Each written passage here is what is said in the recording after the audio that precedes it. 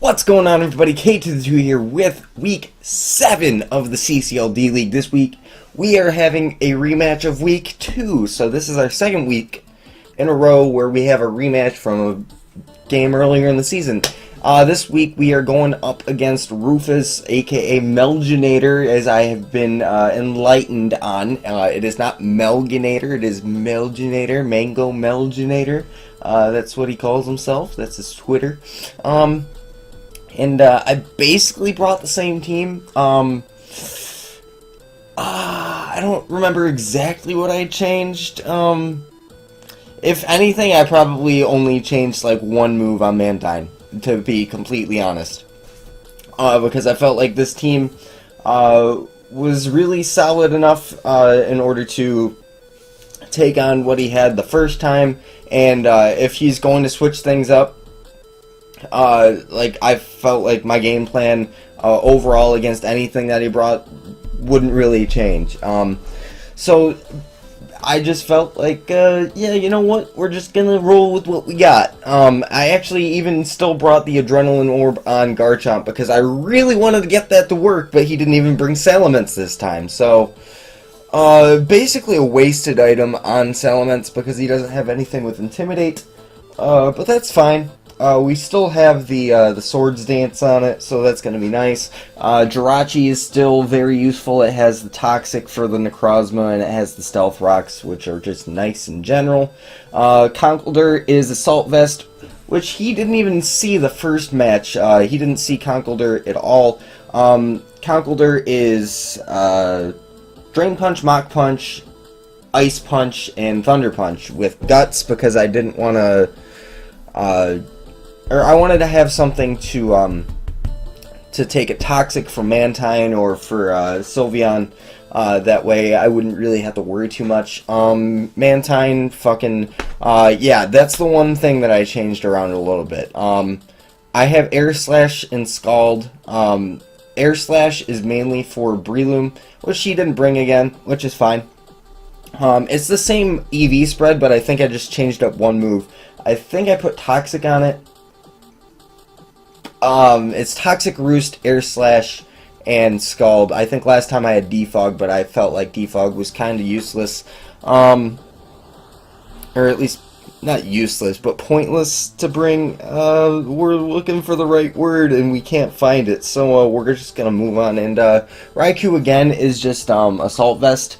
This week I decided to bring it shiny, because I may or may not be carrying the Aura Sphere, and that is the whole reason behind making your Raikou shiny every week, because you may be like, hey, I have the Aura Sphere, or I don't, but you can't tell because it's a shiny Raikou every week. I could do the same thing with Jirachi, but because it only gets Moonblast if it's shiny, I believe, or play... I know it only gets Moonblast when it's shiny. It may have some other moves. We're just gonna hop into the battle, man. He has a Zoroark this time. Last time I led off with Jirachi, and I was like, you know what? I'm gonna call his bluff. I'm gonna think that he's going to lead off with Zoroark. So I'm gonna lead with Sylveon. And what I'm gonna do right off the bat is, since he does lead Dhelmise, I'm going to click Protect. This is going to allow me to see if he's a Dhelmise or a Zoroark, because if he clicks a move that Dhelmise doesn't get, like some sort of poison move, some sort of U-turn, taunt, any of those, it's a Zoroark. If it goes for a steel move, it's a Dhelmise. Simple enough. So basically what we're doing here is we're protecting, and then we're hyper voicing on the following turn. However, he reveals the U-turn. So instead of hyper voicing, I'm going to Baton Pass out. I'm going to go straight into my Jirachi, and I'm going to plop a Toxic. This time, we land on the first try. Last time in week 2, Jirachi got spent very early in the game because I missed the Toxic. This time we connect. Very, very fortunate. So he's going to Dark Pulse us, not do too much damage. I'm going to go ahead and I think I get up my rocks here. Yes, I do. This time it's kind of hard to tell if it's Dhelmise or Zoroark, because he could have gone hard into Zoroark in order to try and pursuit trap my Jirachi, which would have been a good play. Or he also could have gone into Dhelmise because Jirachi can't do too much to Dhelmise. So what I'm going to decide to do here is I'm going to go into Garchomp to scout what it is. If you wanted to U-turn again with Zoroark, I would have gotten off the rough skin damage, which would have more easily allowed me to tell whether it's a Zoroark or a Dhelmise that came in because of rocks damage and just the damage racking up, basically. So he's going to Shadow Claw, and right here I decide I kind of want to Swords Dance in front of this because I feel like I can live whatever I can go for, but I also forgot to run a calc, so I'm going to Swords Dance and then I'm going to die to a Power Whip. So yeah, do your calcs, kiddos. But that's also fine because we're going to be able to bring in Conkeldurr, force it out by going for the Ice Punch, and he's going to go into Primarina, which we do have a free switch into with Mantine. Mantine is there. It really, a really good defensive win con this week, assuming that I get off a good amount of damage. So right here, he makes a good double into Terrakion, probably expecting Mantine. Also because there's no way I'm leaving my Conkeldurr in against a Primarina, so it was a good play on his part. I'm going to go into Mantine, but I'm going to go straight back into Conkeldurr expecting the Stone Edge, and based on that damage and the fact that he didn't have Life Orb, Leftovers, anything like that, I'm assuming straight up he's Scarfed. For the first matchup he had Sub-Lefties, which honestly is not that great of a bring against a team that has a Sylveon, because Sylveon can just hit through the substitute, but I think he learned his lesson, and, well, he didn't necessarily learn his lesson because I didn't punish him for it, but he probably was told about it and changed it up. He also probably needed something to outspeed Raikou, otherwise his team was just, it was just super slow against Raikou. So I see that he's Scarfed. It's going to be kind of tough to predict every time what he's going to go for, but as long as I keep Sylveon and Conkeldurr healthy, I won't really need to do the prediction kind of shenanigans. So what I'm going to do here is I'm going to go straight for the Drain Punch here. It doesn't matter if he goes Primarina. If he goes into Primarina, I'm still getting health back, which is very, very useful on my Conkeldurr.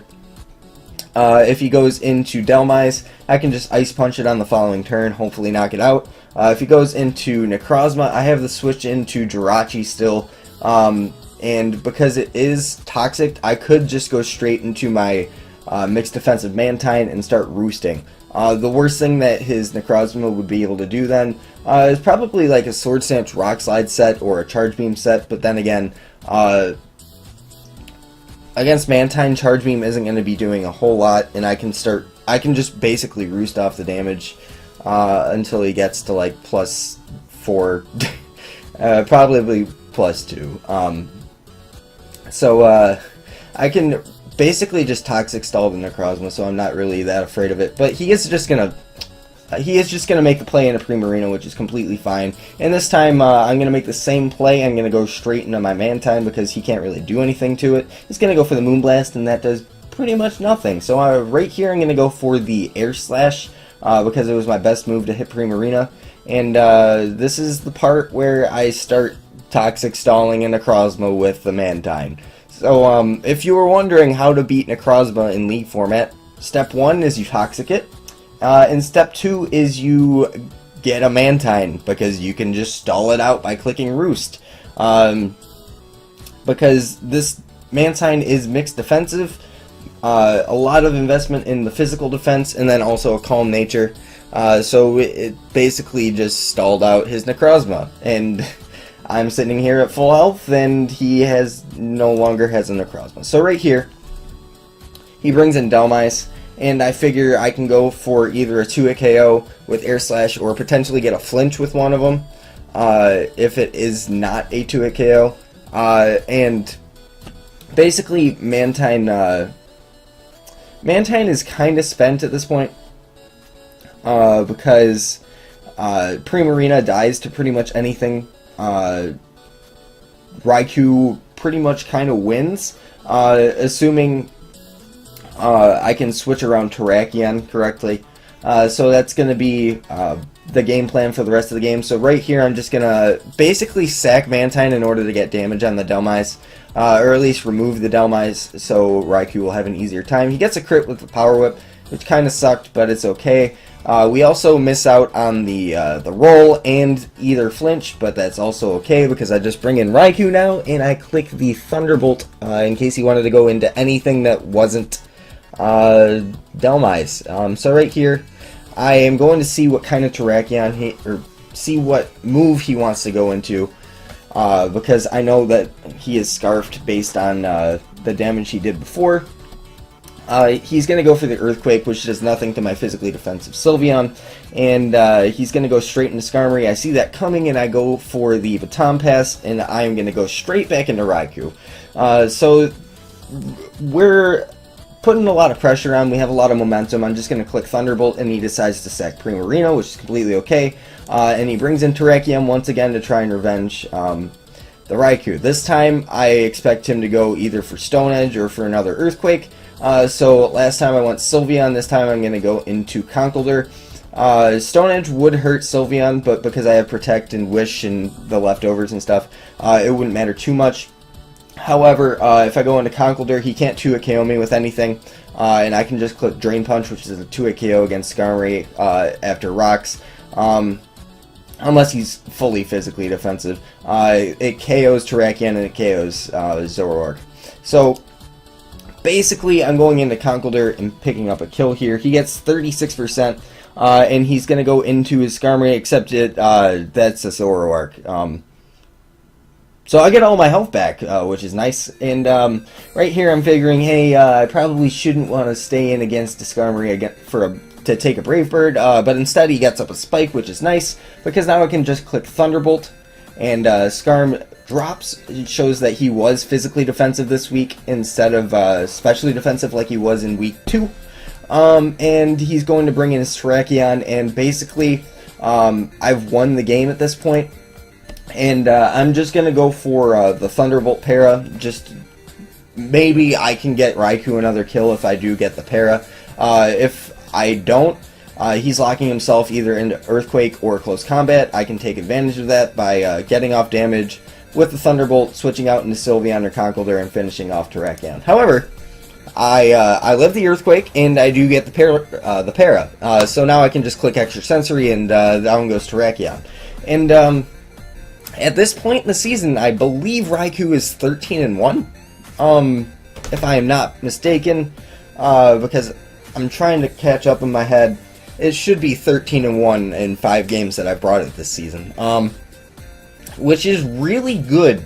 I don't think I've had that good of a differential on him ever in one season, except maybe Azumarill in MPL Season 1. But I don't remember. I really don't remember. Anyway, that's besides the point, because we won. We are now 6-1 after 7. This is week 7, yes. So we are 6-1, and we are looking really good so far. I'm really happy with the way that I am playing so far this league.